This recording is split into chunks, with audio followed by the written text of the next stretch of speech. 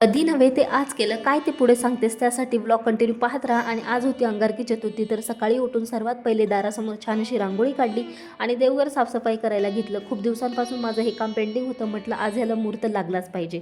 चला, साफसफाई झाली आणि मनही प्रसन्न झालं. लगेच पूजा करून घेतली. आता आज माझा उपवास. मग मस्त गरमागरम निवांत बसून चहा घेतला आणि त्यांच्यासाठी पण नाश्ता रेडी केला. नाश्ता करून हे पण निघाले त्यांच्या कामाला आणि साईशा पण मग्न होती तिच्या फ्रेंडसोबत खेळण्यात.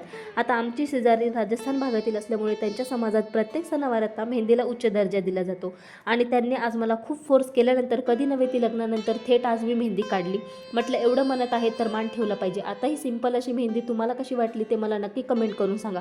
आता एवढं सगळं करता करता संध्याकाळ कधी झाली कळलंच नाही. मग गेले खाली हराळी आणण्यासाठी. आता गार्डनची अवस्था तर तुम्हाला दिसतच आहे.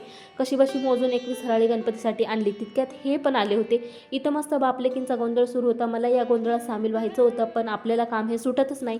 मग लागले स्वयंपाक करायला. स्वयंपाकात सिंपल असा रेग्युलर मेनू बनवला आणि स्पेशल म्हणजे 21 मोदक हे नैवेद्यासाठी बनवून घेतली. आता एवढं सगळं करण्यात 9 वाजले होते. मग पटकन सिंपल अशी साडी घातली आणि लागले पूजेच्या तयारीला. मस्त गणपती स्तोत्र म्हणत गणपतीला पंचामृतने अभिषेक करून घेतला. मनोभावे नैवेद्य दाखवून घेतला. लगेच आरती पण करून घेतली आणि घरात प्रसन्न वातावरण तयार झालं. माझी अंगारिका चतुर्थी अशी मस्त पार पडली. तुम्ही कशी पूजा केली ते मला नक्की कमेंट करून सांगा. आता भेटू पुढच्या ब्लॉगमध्ये. तोपर्यंत बाय.